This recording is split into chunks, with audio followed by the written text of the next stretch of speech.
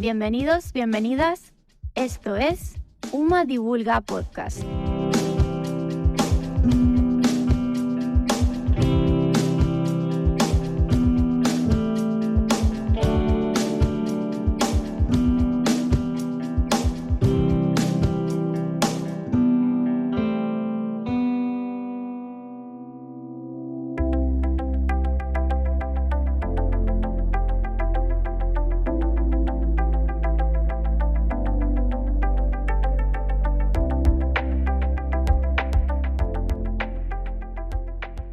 Bienvenidos a Hablando se entiende la ciencia. Hoy vamos a tener un programa un tanto especial. Saben que habitualmente Hablando se entiende la ciencia está dividido en dos grandes partes. Una parte en la que se entrevista a un grupo de investigadores, es decir, más de una persona, y en la que se trata un tema en común, ya puede ser este del mismo grupo o de personas de diferentes grupos de investigación, que digamos absorbe la mayor parte del programa, y luego el final del programa que lo dedicamos a UMA Editorial Recomienda, que siempre hablamos pues con el autor de un libro que se haya publicado en UMA Editorial. En este caso vamos a obviar esa parte porque el programa de hoy pretende ser una especie de remake de un tema que se habló en el Eduardo Con en la Noche Europea de los Investigadores y que tuvo bastante éxito y además se considera un tema importante para la población en general.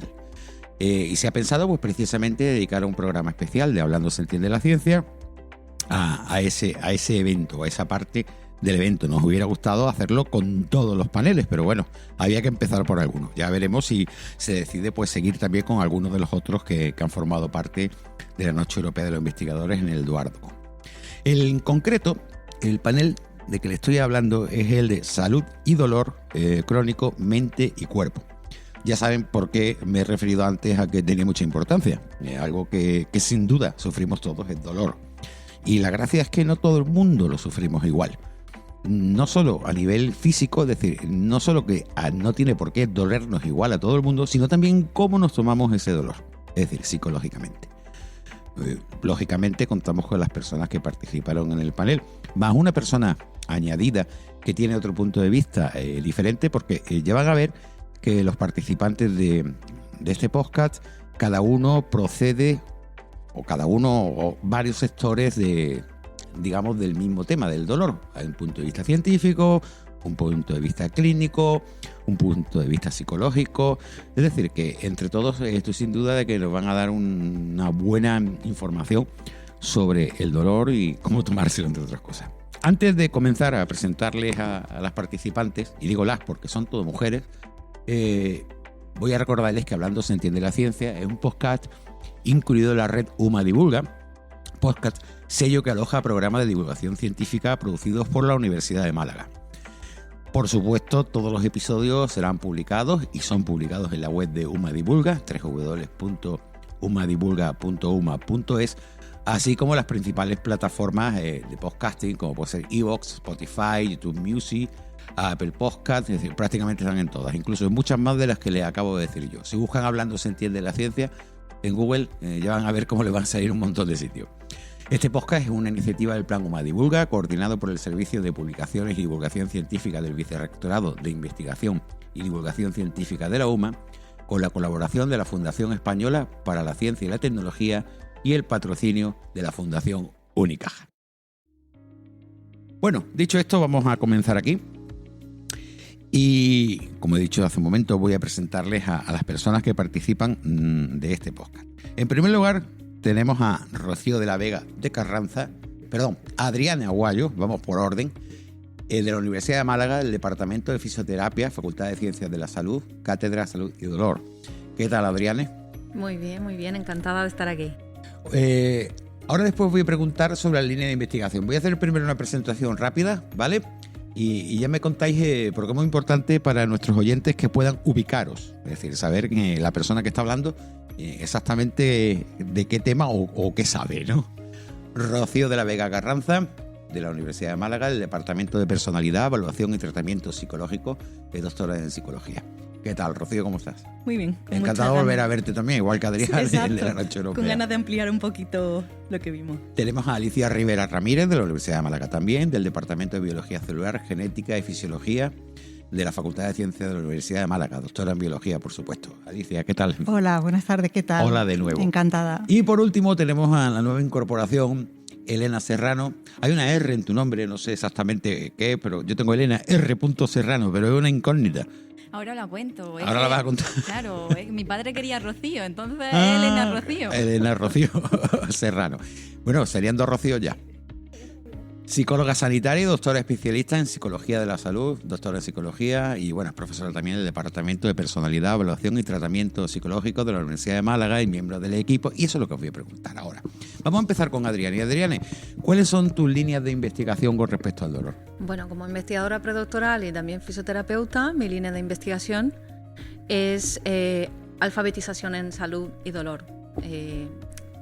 Primariamente lo que quiero saber es cómo las personas que tienen dolor acceden, entienden, evalúan y sí aplican la información en dolor a sus vidas. Y en otra parte también estamos haciendo como un equipo de observatorio de información en dolor a nivel español para entender la calidad de la información que ya tenemos en línea. O sea, metida de lleno, que es lo importante. Sí. Bueno, Rocío. Como era el Departamento de Personalidad, Evaluación y Tratamiento Psicológico, ¿no? ¿Tu línea de investigación? Sí, pues dentro del grupo de Psicología del Dolor, que estamos en la Facultad de Psicología, la línea que yo dirijo está centrada en adolescentes que tienen dolor crónico y en cómo hacer que los tratamientos que están validados, los que la ciencia nos dicen que funcionan, cómo hacérselos llegar a quien lo necesita. Entonces, para ello, pues estamos desarrollando unas aplicaciones móviles para estos adolescentes y sus padres y hacemos también investigación en lo que se llama ciencia de la implementación, es decir, estos tratamientos tan bonitos que los científicos hacemos y que a veces se quedan en un cajón, ¿cómo hacemos que quien lo necesita lo pueda usar? Ah, es muy curioso, oye. Alicia Rivera, ¿qué tal? Hola. Venga, pues tu línea de investigación. Bueno, nosotros hacemos en el laboratorio ciencia básica, así que lo que nosotros nos dedicamos es a estudiar cuáles son los circuitos que controlan el dolor, cómo afecta, por ejemplo, los tratamientos farmacológicos que se utilizan hoy en día para el tratamiento del dolor, en concreto los opioides, qué alteraciones se producen con el tratamiento continuado con los opioides y buscamos algún tipo de estrategia farmacológica para evitar los efectos adversos que producen estos opioides y que generan tantos problemas y hacen que no se puedan utilizar tanto como deseáramos. Entonces vamos a estudiar las células y las moléculas que están implicadas en todo esto. Estupendo. Elena. Pues por mi parte yo lidero dentro del equipo de investigación de Psicología del Dolor de la facultad, en el que está Rocío, pues lideró la investigación que intentamos analizar cómo el estrés y el estrés postraumático, cuando la persona vive un trauma, cómo eso impacta y un poco exacerba las condiciones de dolor crónico. Se ha visto que muchas de las personas que tienen dolor crónico han vivido algún acontecimiento traumático a lo largo de su vida y queremos analizar cómo se influyen mutuamente el dolor y el estrés postraumático. Uh-huh. Bueno, dicho esto, ya he podido comprobar que son distintos campos, con lo cual creo que bueno, se puede hacer cualquier tipo de pregunta. Yo me vais a permitir que casi que empiece yo haciendo una pregunta. A ver, el panel se llama, ahora se llama el podcast, Salud y Dolor Crónico, Mente y Cuerpo. Pero me voy a fijar en la parte que pone crónico. ¿Cuándo podemos considerar que tenemos un dolor crónico? Porque ¿hay alguna definición, ya sea psicológica o física, que diga este dolor es crónico o no? Cualquiera de vosotras puede. Bueno, en principio... Menos mal que se arranca. Se ha animado Alicia. Esto hablando se entiende la ciencia. Ya si no hablamos, ya nos sé, hicieron una no pregunta y ya dije yo que esto es como tomar un café. Es decir, que no importa que... Somos muy educadas. Pues en este caso no hace falta. En principio se considera dolor crónico cuando un dolor persiste más de 3 meses. Ajá. O incluso hay gente que lo define como que se prolonga más de 6 meses. Incluso aunque la causa que originara ese dolor se haya resuelto. Imagínate, tú te haces una herida, esa herida te provoca dolor evidentemente hasta que sana y aún sanándose esa herida continúa el dolor. Ahí se ha cronificado, ahí se han producido alteraciones que hacen que ese dolor ya sea crónico. Es decir, que estamos hablando de 3 y 6 meses de dolor continuado. Exacto. Aunque sea por algo traumático, es decir, me refiero que te partas una costilla. Y que se haya resuelto, incluso aunque se haya resuelto. Una intervención quirúrgica, por ejemplo. O sea, hay personas, me tiro más para los adolescentes, después de las operaciones de columna, de escoliosis, por ejemplo, los tejidos están perfectamente cicatrizados, perfectamente curados, pero sigue experimentando dolor. Solamente, sí, lo estamos contemplando desde un punto de vista, diría, de trauma, ¿no? Ya sea por un golpe, por una operación y por algún otro tipo de enfermedad. Claro, También para nada. Hay personas que no tienen ningún daño tisular, como por ejemplo las personas que tienen fibromialgia o dolor generalizado, que en las diferentes pruebas médicas no hay ningún indicador que esté marcando por qué tiene la persona ese dolor. Sin embargo, esa persona lo siente. No es psicológico, no se lo está inventando, sino que de verdad su cerebro está interpretando las señales como dolorosas. Yo os voy a preguntar directamente. Otro tema interesante es precisamente la fibromialgia, porque mucha gente que la padece sienten como que los demás no lo creen. Es decir, que realmente ese es el mayor problema que tiene esta enfermedad, en el sentido de que piensan que, bueno... Hay mucho estigma. Exactamente. ¿Pero qué es la fibromialgia? Es decir, para que lo entiendan nuestros oyentes, la fibromialgia es que te duele algo, pero no se sabe por qué. ¿Sería una definición de calle esta? Más que algo te duele mucho. O sea, sí, no, algo me refiero de sitio, no de nivel, de ubicación. Sí, es que para que se considere fibromialgia, si el cuerpo lo dividiéramos en dos, de cintura para arriba y cintura para abajo, izquierda a derecha, debe haber puntos dolorosos en esos 4 cuadrantes del cuerpo. Ese es uno de los criterios diagnósticos que, bueno, los expertos, ¿no? La Sociedad Americana de Reumatología hace esos criterios. Pero además tienen que pasar más cosas. Por ejemplo, problemas de sueño, fatiga. La fatiga crónica va muy de la mano con la fibromialgia, rigidez cuando se despiertan por la mañana, problemas de olvido, no sé si queréis añadir algo más. También se nota mucha debilidad muscular y mucha dificultad también de iniciar y terminar ejercicios, aumento de dolor, el umbral de percepción y tolerancia del dolor es muy bajo, o sea, la persona tiene que hacer un estímulo muy pequeño para sentir un dolor muy grande. Y la fibromialgia, de hecho, es un diagnóstico. O sea, con tan solo este podcast no es posible hacer un autodiagnóstico y tampoco hacer un diagnóstico al vecino o a la vecina. Tiene que ir a un reumatólogo y va a ser como un diagnóstico de cualquier otra patología. Se va a juntar todos los síntomas, a asociar con eliminación de otros exámenes que se pueden hacer y eliminando otras posibles patologías, pues en ese momento se puede plantear la fibromialgia. O sea que hay que hacer muchas pruebas para saber si realmente es fibromialgia o es otro problema. Las pruebas son eliminatorias, de hecho. Entonces haces para diagnosticar otros posibles diagnósticos y en caso que no lo encuentres, puede que sea. Vale, pero ¿qué es lo que causa ese dolor? ¿Científicamente, biológicamente hay algo que lo provoque o hablamos psicológicamente? Pues todavía no se sabe cuál es la causa, ese es el problema, que como no hay un daño patente, no hay algo que se pueda ver en una prueba diagnóstica clara, pues ese es el problema del diagnóstico y no se conoce la causa. Puede ser un problema de los receptores del dolor, en definitiva, ¿no? De hecho, se desconoce un poco todavía eso y la hipótesis nos dice que igual es un problema a nivel central. Ajá. El sistema nervioso central más neurológico que... está procesando las señales de manera alterada, no como una persona que no tenga fibromialgia, que lo que decía la compañera, si tú la tocas no le duele. La persona que tiene fibromialgia, si tú la tocas, esa sensación puede convertirse como dolorosa. Entonces, hipersensibilidad al dolor podría ser también, Sí, pero es general. Sí. Me refiero, una persona con fibromialgia, si le das un pellizquito en el brazo, ¿le duele más que a otra persona? ¿De media? Es diferente, es no muy está asociado diferente a eso, de una ¿no? persona a la otra. Yo suelo usar una metáfora que es la metáfora de la alarma del coche. Entonces yo digo que pues podemos asociar el dolor a una alarma del coche, que delante de una amenaza la alarma se dispara. En una persona con fibromialgia es como esta alarma estuviera más sensible. El cerebro de esta persona está mucho más sensible a proteger el cuerpo como un todo y explicarte que este cuerpo es frágil. Estamos hablando de neuronas que hablan con neuronas. Así que en el caso de una persona con fibromialgia, puede que ella sienta más dolor, pero no necesariamente si te pincho a una persona con fibromialgia, ella va a sentir más dolor. No es hipersensibilidad al dolor en general. No, es metabólico. Es su cuerpo entero no procesa bien qué es una amenaza y qué no es. Y en un contexto muy específico, por eso es distinto, en distintos contextos su cuerpo responde de una forma aumentada al dolor. Pero depende mucho del contexto, de cómo la persona está psicológicamente, de cómo está metabólicamente, de si está alimentándose bien. Entonces existe toda una cadena de factores que sumadas hacen con que esta persona tenga más o menos síntomas. Pero de general esta persona sale de base que su cerebro no procesa tan bien estímulos como otras personas.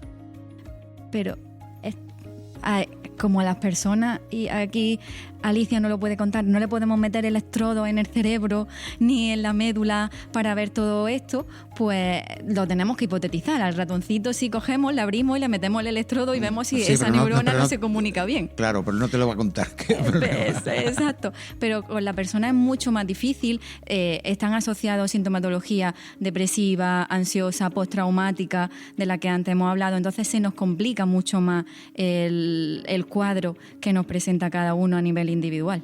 En definitiva, la conclusión es que todo el mundo no sentimos el dolor igual, evidentemente, ¿no? Para nada. Hablemos de eso, si nos importa, cualquiera de vosotras. Como a mí me duele un dolor de muelas, ¿es igual como te puede doler a ti, teniendo en cuenta que sea el mismo problema? Es decir, una muela pues que tiene un flemón, pongamos el caso. ¿Me duele lo mismo a ti que a mí o cada uno tiene su dolor particular? No. A dos personas no les duele igual, y por eso lo que se considera el estándar de oro, o sea, la forma en la que debemos evaluar el dolor es preguntándole a la persona, oye, ¿y a ti cuánto te duele?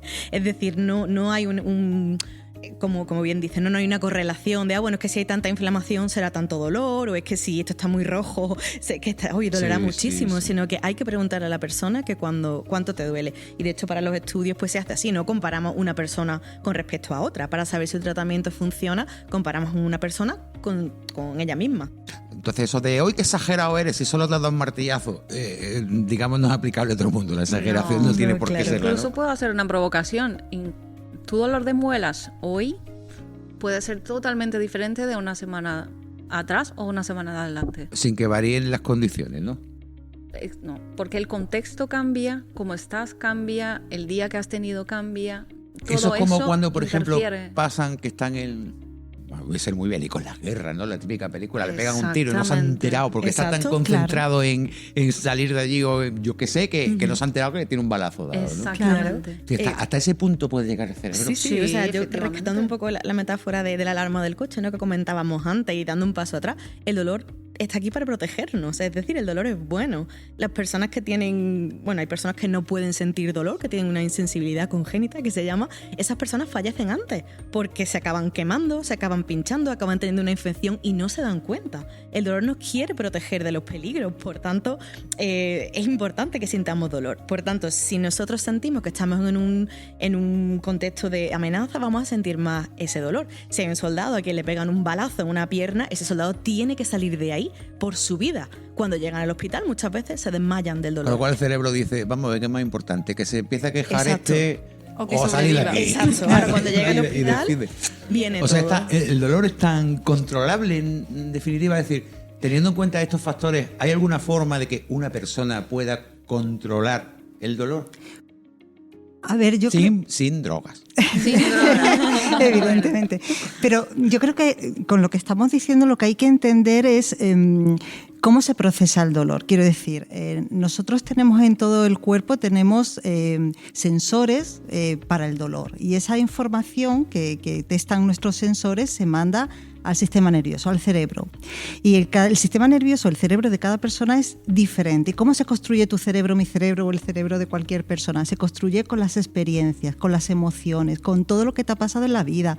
En fin, se construye de una forma muy compleja. Y con todo eso es como se interpreta esa señal dolorosa. Por eso el dolor es distinto en cada persona. Entonces, hay que entender cómo somos individualmente para entender cómo percibimos el dolor individualmente. A niveles importantes, es decir, a realmente marcar una diferencia de lo que me decía antes Adriane, que antes tomando café, me comentaba que una palabra que descubrió cuando vino a España, la de pupitas. Pupitas. Es decir, desde un pupitas a alguien que soporta cualquier dolor, viene eso formado por el carácter, por decirlo así. Bueno, o con el aprendizaje y el aprendizaje Sí, diario, eso claro. me refiero. Imagínate, hay personas que a lo mejor la primera vez que te causan un dolor por una cosa, algo novedoso, no sabes qué te va a venir y lo interpretas de una forma.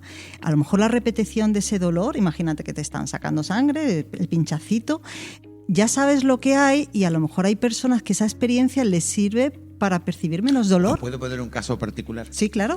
Mi hijo de 6 años, desde pequeñito, a las vacunas, pues, lógicamente a ningún niño le gusta. La última vez fue hace un mes, porque era una vacuna última que había que ponerle. Y como sabía que era una vacuna, y como el médico le dijo, bueno, en este caso no era un médico, era un ATES. No, pero esto no duele. Además, esto es para esto. No le dolió. O sea, él salió diciendo, oye, no me ha dolido nada. Dice, además, esto me mata los virus. O sea, digamos, de alguna forma, se convenció de que no le iba a doler. Con lo cual es que ni se enteró. Claro. Es decir, hasta ese punto. Fíjate, la es muy expectativa. importante. Claro, y qué es lo que tú quieres, por Es que a ejemplo. los mayores nos cuesta más trabajo. El dolor, sí, imagínate el dolor de un pinchazo para sacarte sangre y un tatuaje, que son múltiples Seguro pinchazos. que duele más. Claro, y seguro que la gente soporta mucho mejor los pinchazos del tatuaje, un tatuaje grande, pues porque tiene la expectativa de tener una decoración, pues porque quiere hacerse ese tatuaje. Y lo soporta mucho mejor que a lo como mejor se el suele- pinchazo. Con ese ejemplo por se puede ejemplo. decir, manda narices. Así que seguro que luego Pero- van a ponerle un pinchacito y capaz de desmayarse. Pero Luego esto van a que explica los taladren. el componente emocional Sí. pero- de cómo tú lo interpretas.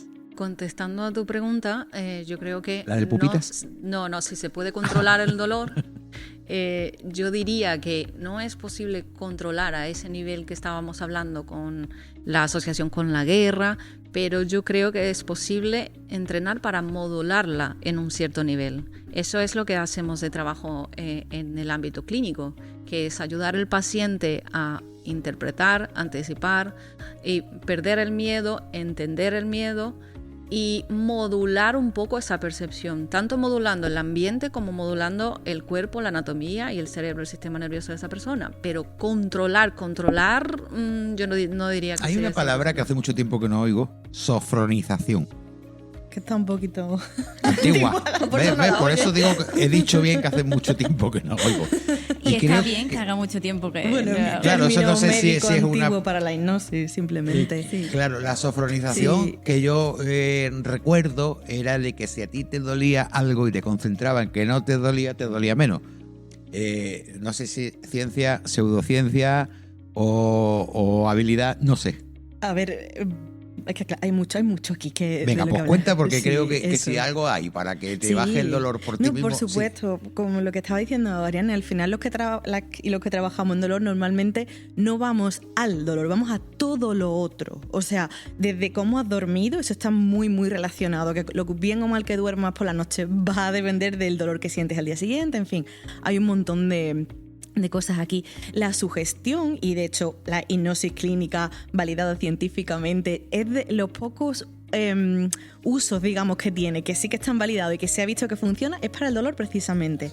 O sea que cuando la hipnosis se hace bien, sí que puede disminuir el dolor, incluso con personas, bueno, un dolor que quizás no suene, el que llamamos del miembro fantasma, ¿no? Personas que Han pierden sido un amputados brazo, y- una pierna, y es un dolor que llamamos neuropático. Los nervios te siguen diciendo que te duele un pie que no tienes. Suele ser un dolor muy, muy resistente a muchos tratamientos farmacológicos y no farmacológicos. Pues ahí se ha visto que, por ejemplo, técnicas de hipnosis sí que pueden, digamos, aliviar a esas personas. O sea, más o menos existe Sí, una existe, versión. pero claro, sofrología actualizada. es como muy, no sé. No, pero no es sofronización. Sofronización, bueno. Sí, pero no es eso, no es tú no que te duela y no, eso es como, bueno, no, tú pides al universo 1.000.000 de euros y te toca. Bueno, pues a lo mejor da la Hombre, casualidad. pero ya aparte de todo, psicológicamente imagino que si tú frente a un dolor, "Hombre, no me duele tanto, te autoconvence, a lo Claro. mejor te baja, ¿no? Que Sí, esa sí, es ¿verdad? lo que yo tengo entendido, no a cosas un poco más de brujería, ¿no? Bueno, son varios temas los que tratáis. Yo voy a nombrar algunos de los que se hablaron en el evento del Eduardo Kohn, que fue Tecnología al Rescate, Avance en Investigación, El Poder de la Comprensión, un futuro personalizado. Porque aquí hablamos desde, por ejemplo, cómo la tecnología digital pues puede ayudar, como los avances en investigación pues también, el comprender lo que es el dolor, que es lo que llevamos haciendo desde que hemos empezado, vale, pues también, y el futuro, ¿no? El futuro de la psiconeuroinmunología. Me gustaría hablar de ese tema ya que viene un poco a coalición precisamente del palabra que he dicho yo antes. ¿Qué me podéis contar sobre la psiconeuroinmunología? ¿Eso qué es? Bueno, la persona que habla de ese tema es la persona que no está aquí hoy. Por Bueno, lo tanto, experta, creo que no, pero sí, bueno. Yo realmente desconozco ese concepto en general. La idea de la psiconeuroinmunología Tú ves como siempre hay alguien que más o menos... Sí. es un poco en la línea de lo que estamos hablando. Claro, por eso lo he querido continuar. Sí. El dolor es multifactorial, están implicados múltiples sistemas, entonces no solo es a nivel psicológico, sino que a nivel psicológico nuestro cerebro va a regular un poco nuestras hormonas, cómo funcionamos a nivel intestinal, el intestino también parece que hace funciones parecido a las neuronas y también regula nuestro cerebro. Entonces vamos a tener ahí cierta bidireccionalidad en todos los órganos de nuestro cuerpo. Eso es lo que intenta estudiar esa ciencia. Y cómo el estrés está implicado en todo ello. Sí, porque cuando una persona está estresada está más sensible, ¿verdad? No solo a las situaciones, digamos, de la vida, sino también a las cuestiones físicas. Es como que esa respuesta de alerta, de tengo que o huir o luchar contra alguien, de no viene el león a comerme. De nuevo, el estrés está hecho para ayudarnos a sobrevivir, pero no hay león. A lo mejor ahora me cierra el supermercado y no he hecho la compra, o que mañana tengo que entregar un trabajo. Entonces, como no hay ese león, pues pasan cosas, ¿no? Nuestro cuerpo se prepara para eso. El corazón te late más rápido, la presión sanguínea sube. ¿Y cómo hace el cuerpo eso? Pues liberando cierta hormona en la sangre. Adrenalina, cuando el estrés es crónico, cortisol, y todo eso, cuando está arriba, mucho tiempo, al sistema inmunológico lo vuelve loco. Es como si tienes un tren forzando la máquina. Es decir, hay muchísimas cosas evidentemente que alteran esa percepción del dolor, ¿verdad? Más que las causas, que lo que hablamos aquí no es qué causa el dolor, sino la percepción, ¿no? del dolor. Uh-huh. Bueno, hablemos de tecnología, que también me mola mucho. ¿Cómo la tecnología digital puede ayudar precisamente a este tema? Pues voy a hablar yo otra vez, creo, sí, porque bueno, no pasa nada. Ese es el proyecto que estoy liderando. Como comentaba, la población, digamos, en la que centro mis investigaciones son los adolescentes con dolor crónico. Y una de las cosas que ocurren aquí en España es que no hay muchas unidades de dolor, así ya en general, para que estén pensadas para niños y adolescentes, muchísimo menos. O sea, hay un par de centros en lugares muy concretos. Entonces la cuestión es, sí que sabemos que hay cosas que funcionan para mejorar el dolor. ¿Cómo hacemos que les lleguen? ¿Cómo hacemos que estos adolescentes puedan beneficiarse de ellas si no hay un sitio físico donde puedan tenerla? Entonces, bueno, en el proyecto de investigación que tenemos, lo que hemos hecho ha sido, junto con esos adolescentes, profesionales de la salud que los tratan y sus madres y padres, hemos desarrollado 2 aplicaciones móviles, una para ellos y otra para los cuidadores, para ayudarles a manejar el dolor, darles educación sobre el dolor y... Eso te iba a preguntar, ¿cómo se llama la aplicación? ¿Es de acceso público o es privado? Se llama Digital Spa. Estamos ahora, porque bueno, por inglés, somos aquí todos muy fancy, Digital Solution for Pain in Adolescents, solución digital para el dolor en adolescentes. Estamos ahora en la fase 3 del estudio, que es un estudio de estos grandes, aleatorizados en 6 hospitales y demás. Cuando terminemos, si todo va bien, sí que estará disponible en las tiendas de aplicaciones. Ese será el último paso. Que aparte de que sea para los profesionales, también es para el gran público. Sí, ¿no? sí, claro. O sea, está diseñada. ¿Y cómo una aplicación digital puede ayudar? Es decir, ¿qué van a encontrar y cuáles son los factores que crees que son más importantes dentro de la aplicación para el dolor crónico? Vale, pues aquí hay 2 cosas. Por un lado, como decía, hemos preguntado a estos adolescentes y a estos padres qué necesidades tienes para manejar tu dolor que ahora mismo no están cubiertas, y si te pudiéramos dar algo dentro de una app para manejarlo, ¿qué te gustaría? Por tanto, están, digamos, basadas en sus necesidades.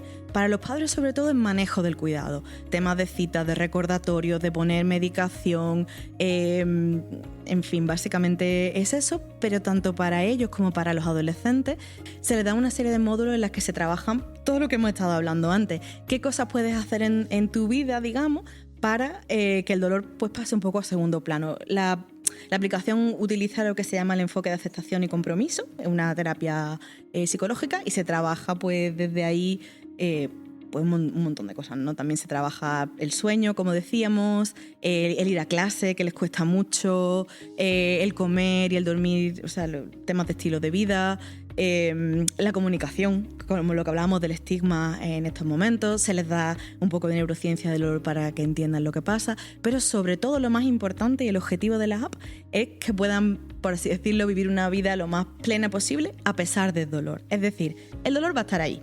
Se va a quedar, no se va a quedar, va a subir, va a bajar. La cuestión es que cuando hay dolor muchas veces las personas se centran en intentar que ese dolor disminuya o desaparezca y van dejando de salir con los amigos o de leer algo que les gusta entonces la idea es que mediante una serie de estrategias... Y precisamente el dolor, si digamos te aíslas, te vas a concentrar más en que te duele. Exacto. Y lo vas a pasar peor. Muchas veces te duele algo, te vas a la calle con los colegas. Exacto. Y se te olvida. Sí, la distracción es clave. Se te olvida. Además, incluso te puedes acostumbrar al dolor, ¿no? Que es otro problema, que te duele el brazo de toda la vida y pues vives con ello. Bueno, acostumbrarse yo no diría que es la expresión, pero aguantarte. Aguantar, lo que no es muy sano también. O sea, cuando hablamos de dolor y de manejo del dolor, y cuando también estábamos hablando sobre cómo el dolor es diferente en distintas personas, podemos hablar de dolor crónico y hacer una confusión sobre lo crónico y lo eterno, que es muy común en la clínica. Entonces se entiende que a partir de 3 meses tengo un dolor que puede ser crónico o a partir de 6 meses y entonces es eterno. Y eso significa que tengo que acostumbrarme. Pues no necesariamente es eso. Entonces, acostumbrar también puede que no sea una buena estrategia, porque si no lo tratas lo más rápido posible, es posible que ese dolor amplifique, realmente se quede, cambie las neuronas, como Alicia puede explicar mucho mejor que yo, la conexión entre las neuronas, y eso hace con que esa no búsqueda de un tratamiento adecuado te deje cada vez más débil, cada vez más aislado, y eso como alimenta todo un ciclo de dolor crónico otra vez. Con esto, y yo lo digo pensando en nuestra audiencia, ¿no? Un dolor que a lo mejor es circunstancial, si no lo tratas se te puede convertir en crónico. Efectivamente. Es decir, ya no solamente con medicamentos, sino también psicológicamente. Es decir, aquí influyen todos los factores. Si tú no tratas ese dolor, que a lo mejor es por un golpe circunstancial, en definitiva, se te puede quedar para toda la vida. ¿Entendemos? Pero sin patologizar, porque como hemos dicho, el dolor es bueno, es una señal de alarma que nos ayuda, y ahora tampoco es transmitir a la audiencia, uy, si me duele un poquillo más de la cuenta tengo que ir... No, venga, habla.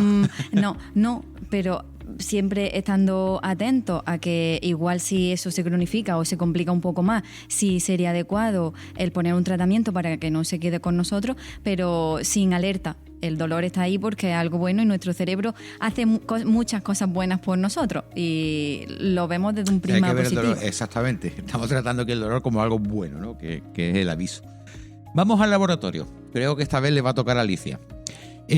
¿Cómo se decide que un medicamento funcione para un dolor? Es decir, ¿qué hay que ver en el dolor para saber qué sustancia es la que puede hacer que disminuya? Es decir, ¿cómo funciona esto de la investigación en laboratorio? Bueno, eso es complejo. Bueno, una pregunta. Vamos a intentarlo. Seguro que lo conseguimos. Bueno, pues, hombre, siempre el hombre ha utilizado fármacos que ha extraído de las plantas y que ha visto con su propia experiencia que mitigaba el dolor. Eso es evidente. El problema de muchos de estos fármacos, como por ejemplo los fármacos opioides, la morfina, el fentanilo, el tramadol, que seguro que a toda la audiencia les suena, tienen efectos secundarios adversos, malos. Pues producen, por ejemplo, adicción muy severa. Bueno, y efectos primarios, ¿no? Porque, me refiero, no te duele porque la mitad de tu cerebro se ha ido. Se ha dormido, ¿no? Sí.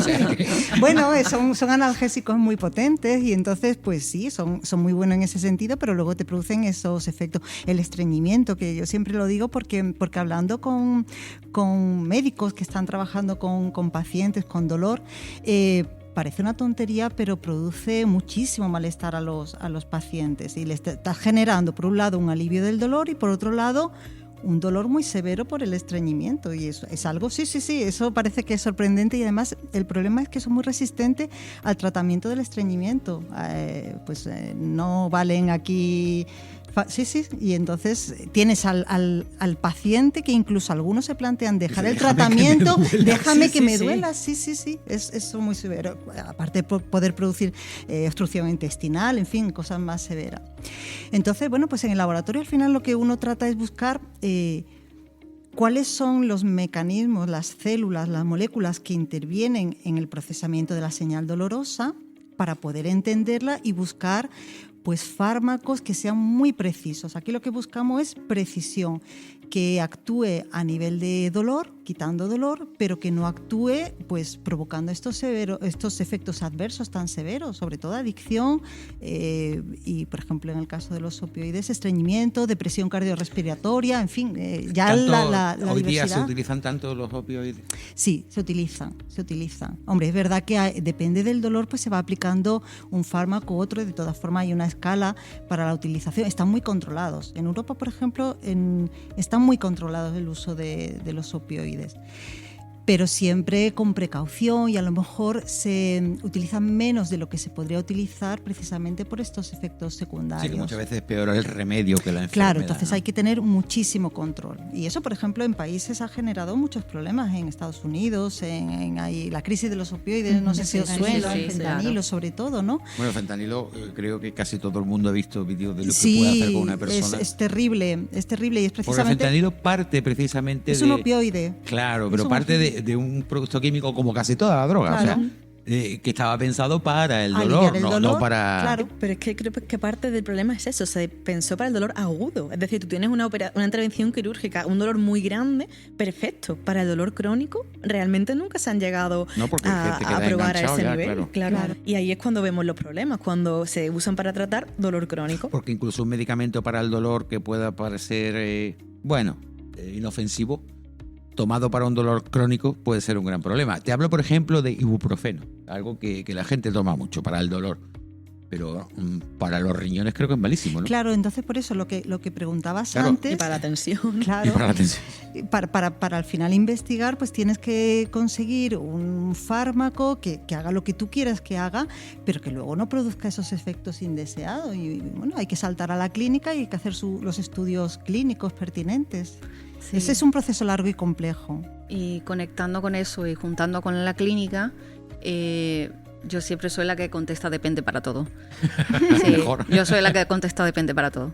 Depende porque, como soy fisio y en la experiencia clínica he visto cosas positivas y también cosas negativas, ya he visto muchos pacientes con dolores severos, incapacitantes, que si no hubieran empezado el tratamiento fisioterápico, y eso no estamos hablando de dolor agudo, estamos hablando de dolor crónico. Si no hubiera empezado con opioides, aún con el dolor crónico, para empezar la fisioterapia, este paciente no sería capaz de empezarlo. Entonces, la función de cualquier fármaco analgésico, desde mi punto de vista clínico fisioterapéutico, es ayudar, es dar el primer paso, el primer empujón de motivación, coraje, para que este paciente salga de la cama, salga del reposo y empiece a hacer la fisioterapia, el tratamiento psicológico, y empiece a socializar otra vez y hacer todo lo que es necesario para modular ese dolor. Entonces, a veces sí tiene muchos más maleficios si no es bien prescrito. Si no es bien... claro, esa era la pregunta. La mala prescripción sí trae muchos maleficios, y cuando hay una buena prescripción, o sea, una buena prescripción no es el paciente está libre de la posibilidad de efectos colaterales, pero la probabilidad de maleficio no es superior a la probabilidad de beneficio. Así es como pesamos, así es como yo hablo con mis compañeros médicos y juntos decidimos si este paciente merece la pena entrar con un opioide o no. Pesamos beneficio, posible maleficio, y planteamos juntos cómo vamos a hacer este tratamiento. Hablas precisamente que te reúnes con tus compañeros médicos para decidir, pero también hay otro factor aquí importante, y es la automedicación con sustancias que no requieren de receta. Hablamos de ibuprofeno, hablamos de paracetamol.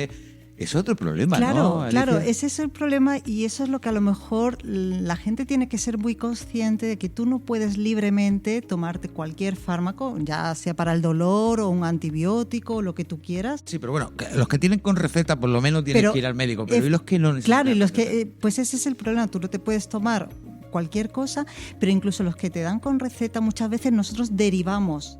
A mí me han recetado algo y a la persona que yo tengo al lado, al amigo, le duele lo mismo que a mí o tiene lo mismo y le digo, tómate esto. Y está, De hecho, es un problema. Estamos sincronizados.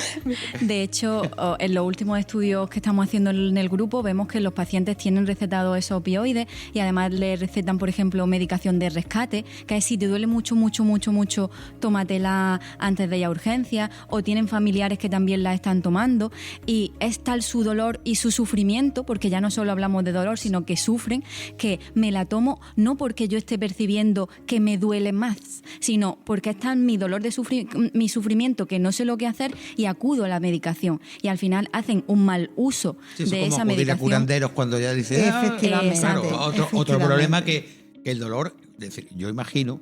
Bueno, yo afortunadamente no sufro de dolores como para ese extremo, ¿no? Pero imagino que cuando uno tiene un dolor intenso, teniendo en cuenta psicológicamente lo que eso significa, está dispuesto a cualquier cosa, incluso a salirse fuera del camino de la ciencia. Uh-huh. Ese es otro peligro, La es decir, es que el dolor desesperación muy decimos peligrosa. que es bueno. El dolor es bueno porque nos avisa, pero también el dolor puede ser un problema porque nos hace, vamos a decir, perder un poco el norte. Bueno, porque deja de ser una alarma, como se ha hablado aquí, y empieza a ser una enfermedad. Es que hay que reconocer que el dolor crónico es una enfermedad que ha sido recientemente reconocida. O sea, que pasamos de algo necesario, algo que es un sistema de alerta para que sepamos actuar, y de pronto se convierte en una enfermedad en sí misma. Entonces, claro, puede llegar a ser tan desesperante que la gente se agarra a cualquier cosa. Y ese está es el asociado problema. a emociones negativas. Y comparte circuitos con esos circuitos emocionales de la depresión, de la ansiedad a nivel neurológico. Y neurotransmisores, las moléculas que están en nuestro cerebro, las comparten el dolor y las emociones negativas. Porque si nos doliera y no tuviéramos emociones negativas, no tendríamos esa alarma para intentar solucionarlo. Bueno, otra pregunta. ¿Hay quien le gusta el dolor? Es decir, ¿eso cómo se entiende? Que alguien pueda... Bueno, verás que yo respeto cualquier gusto. Cualquier yo práctica, voy- sí. Yo aquí no estoy valorando. Simplemente científicamente, psicológicamente...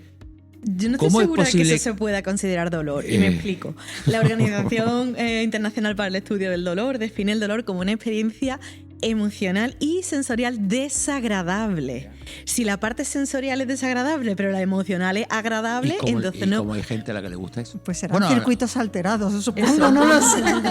No lo sé, ahí me pillas, pero yo creo que hay algo alterado. Yo me hago la misma pregunta y claro, yo creo que cuando estamos en el ámbito de la investigación siempre tenemos nuestras propias hipótesis, pero mi hipótesis personal es que la persona ha sido capaz de asociar el placer con la experiencia desagradable.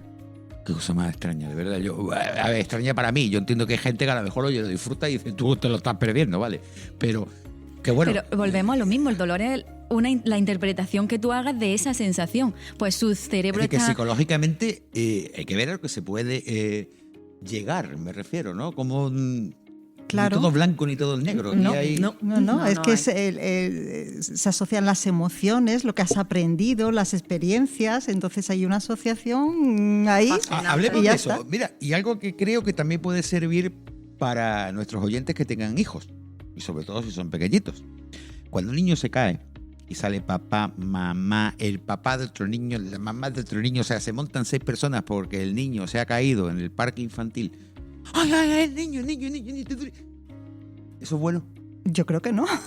No, hombre, es una protección. Es decir, yo que soy más bruto. Yo normalmente cuando el mío, que ahora tiene 6 años, pero cuando con 3 años se caía 2 años, yo iba tranquilo. ¡Uf! ¿Qué tortazo te has pegado, no? De forma que ahora, si se pega un tortazo, encima se ríe. Es decir, no es porque disfrute con el dolor, sino que se lo toma como, bueno, ¿qué le vamos a hacer, no? Entonces, ¿cómo creéis que los padres, psicológicamente, deben de guiar a los niños en esto del dolor? Porque una de las cosas que se habló también del evento es precisamente la cultura del dolor, vamos a llamarlo así, la educación del dolor. Vamos a empezar por los más pequeños. ¿qué deben de hacer los padres para que ese niño o niña no se convierta en un pupitas? Es decir, que sea una persona normal que si le duele se queje, pero que tampoco le des una palmadita en la espalda y se retuerza de dolor, porque a lo mejor psicológicamente lo siente, que es el problema. Claro. Entonces, Al final, lo que siempre le explicamos a los papás es que es muy importante que estén presentes. Es decir, el niño se cae y vamos ahí a ayudarle a sostener esas emociones y esas sensaciones que está teniendo. Pero vamos a ir desde la calma y desde explicarle lo que está sintiendo, que es dolor, que no pasa nada, que no es nada amenazante, que simplemente se ha caído y es una reacción normal de su cuerpo, que está triste o que es normal que se asuste porque le ha pasado algo que no esperaba. Pero desde la calma y desde la explicación, no desde la alerta. Si no, ya pasamos a que su propia alarma, nosotros la magnificamos aún más. Y la próxima vez que se caiga, ya va a aprender que eso es lo más horrible que le ha pasado. Como realmente los que más se asustan son los padres, que es comprensible. Pero eso es como cuando estás viendo una película de miedo y dices tú, bueno, y el de al lado tuyo, ¡ay! Pega un grito y dices tú, ¡ay, madre! Te asustas más. Pues los pobres niños es que... Claro, es una buena asociación, la verdad. Sí, la película de terror. Sí, no la persona que a tu lado se asusta tanto y tú te asustas con el susto de la otra persona. Pero de los niños lo que estaba diciendo que es que realmente les duele más a los padres, a papá y a mamá, que al niño o a la niña. Entonces, lo que hay que hacer... es regularnos los adultos. Una buena regulación emocional de los adultos se la vamos a enseñar a los niños a cómo tienen que regularse. No dramatizar. Claro, exactamente. Sí, bueno, es que sí, quizás es un problema de la sociedad actual. No lo veo como una crítica. Digo que, bueno, quizás a lo mejor esa protección que queremos darle a los pequeños, si nos pasamos, al final, a la larga, lo vamos a hacer sufrir más, porque... ponerla en su justo punto, eso es ¿no? como... Exacto, yo creo que eso es importante, porque claro. ni tanto ni minimizarla, tampoco, ¿no? ni... Exacto, claro. O sea, no hace como yo que le decía, qué tortazo te has pegado, ¿no? Bueno, eso está bien, pero si te dice, ay, es que me Hombre, duele mucho. viendo Si le que... dices, no será para tanto, No, venga, hombre, no te quejes. No, ahí no. entonces también nos pasamos de rosca. O sea, Sí, yo diría que yo creo que lo más un punto importante medio. sirva como guía de padre. No es el después, es el momento inicial en el que se ha pegado el tortazo. Ahí no monta el pollo, es decir, y con calma. Luego ya si se ve que la cosa es eso, pues bueno, tampoco vamos a decirle al niño, ¡joder! Es que te queda por todo. No. Es que el cerebro del niño está aprendiendo. Claro. Entonces, en Tienes ese que- momento tienes inicial... que educarlos cuando no hay, pero también cuando hay, que tiene que hacer, ¿no? Exacto. Sí. Y ese momento inicial es muy importante porque lo primero que hace el niño es buscar. Y buscar la cara de su padre, de su madre o de su persona de referencia para ver si se tiene que asustar más o se tiene que asustar Claro. menos. Porque su cerebro todavía está aprendiendo a cómo regularlo todo. Si yo miro a mamá y a papá y están desencajados, pues Algo evidentemente gordo pasa. mi cerebro Y entonces me echo a va- llorar. Exactamente. Claro. Si yo veo a papá y mamá en calma, bueno, pues me ha dolido, pero Yo lo proceso por desde eso, la calma. el resultado que he obtenido es que como yo, cuando veía que esta caída no le ha pasado nada, porque no...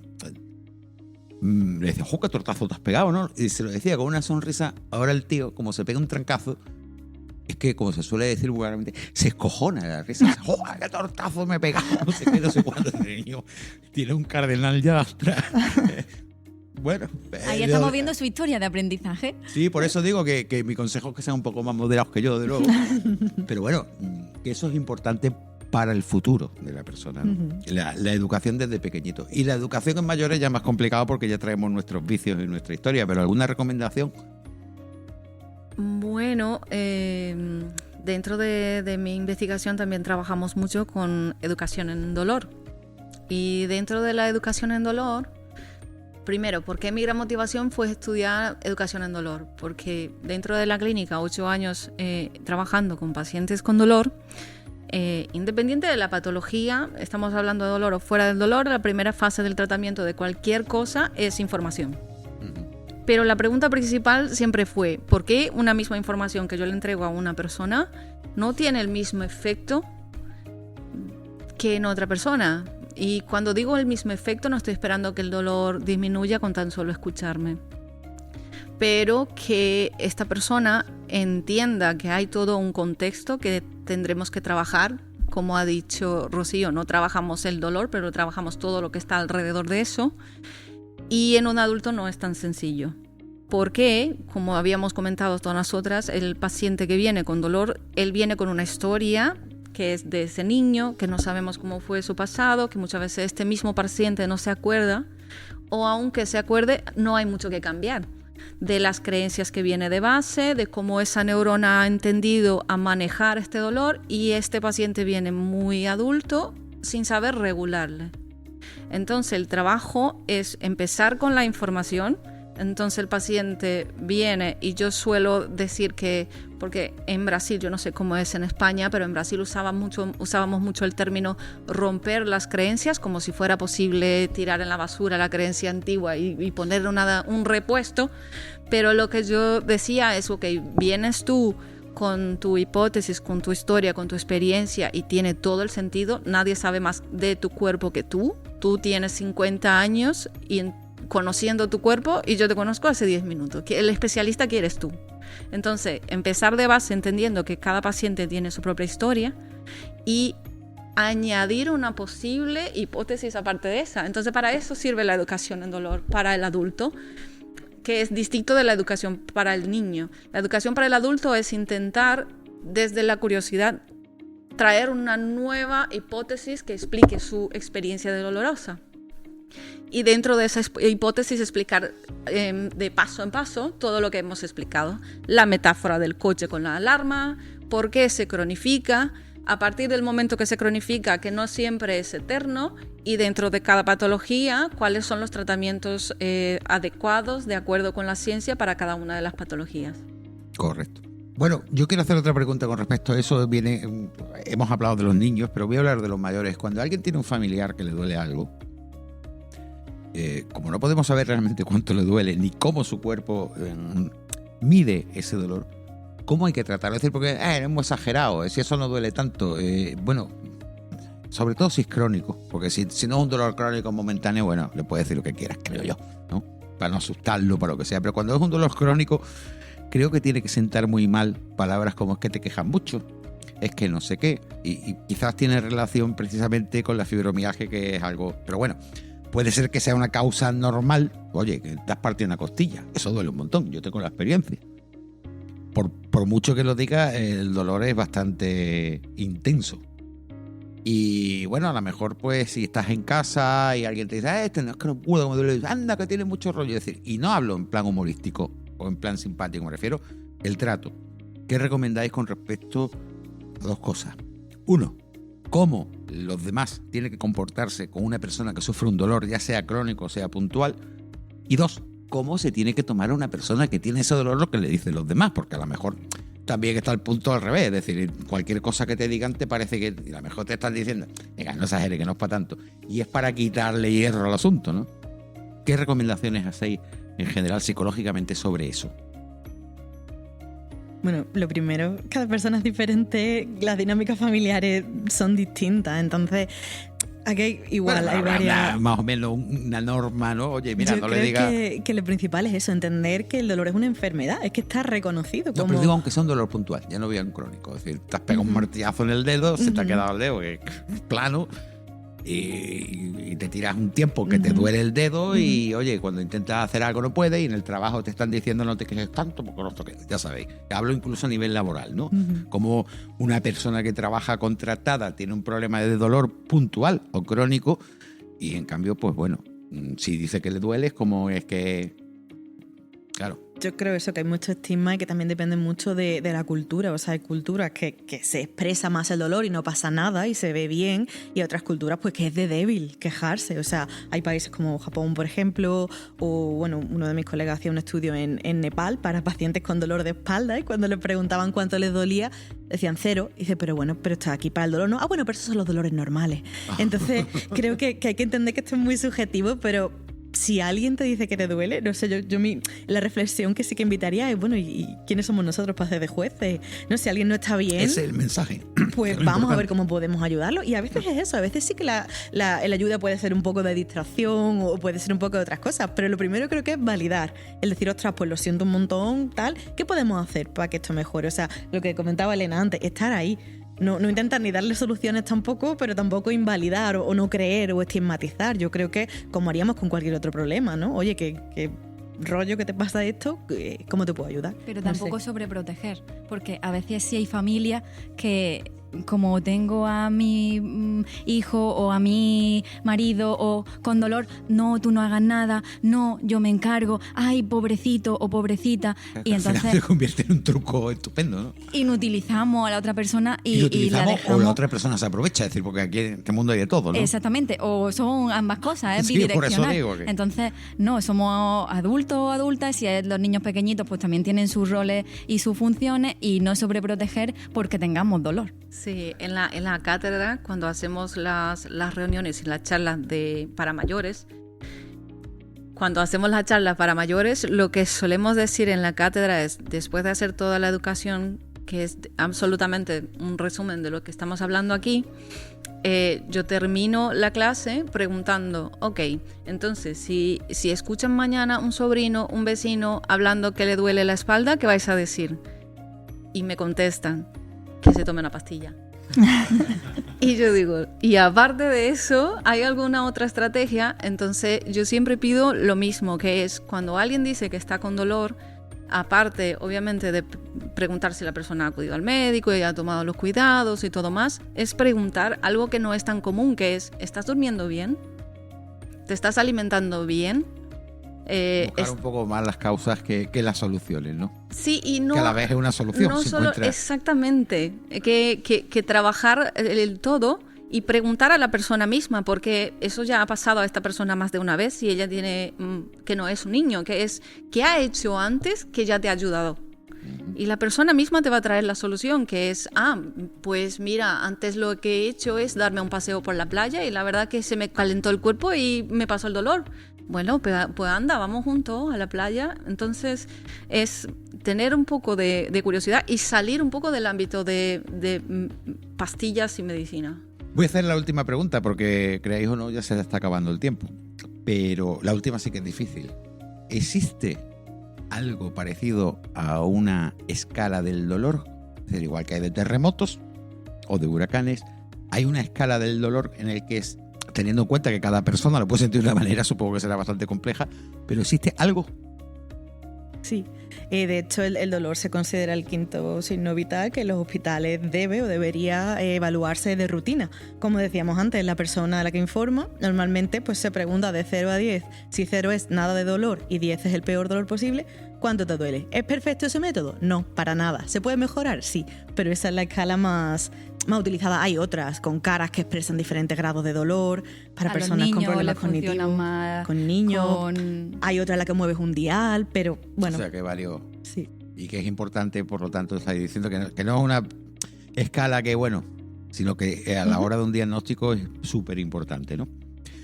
Bueno, se nos ha acabado el tiempo. Yo, antes de terminar, voy a recordar que todos los episodios de Hablando se entiende la ciencia son publicados en la web de UMA Divulga, www.umadivulga.uma.es, y por supuesto en todas las principales, en todas las plataformas de podcasting como iVoox, Spotify, YouTube Music, Apple Podcast y en muchas más si buscan en Google, por ejemplo, Hablando se entiende la ciencia.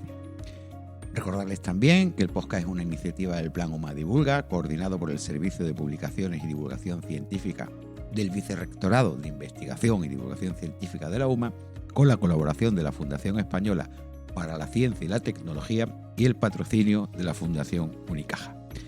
Bueno, se nos ha acabado el tiempo, parece mentira, pero ha pasado volando, ¿eh? Ha durado más o menos lo mismo que duró Creo ayer que el necesitamos de evento. más una hora. ¿El qué? Que necesitamos de más una hora. Sí, la verdad que sí, siempre pasa. Es decir, bueno, siempre hay posibilidad de hacer otro programa más. Adriane Aguayo, muchísimas gracias por estar aquí con nosotros hablando de Gracias este por la tema tan invitación. importante. Igualmente a Rocío de la Vega Carranza. Un Gracias, placer Rocío. estar con vosotros. Alicia Rivera. Muchas gracias. Y esperamos también hablar contigo para otros temas de biología, Eso. porque hoy ha sido más psicología. que Hoy biología. ha sido más psicología. Y a Elena Serrano, bienvenida por primera vez a Hablando se entiende la ciencia, ya sea en su versión podcast o en su versión Noche Europea de los Pues Investigadores. muchísimas gracias por considerarme. Bueno, la verdad que creo que ha sido interesante, bueno, que oigan el podcast.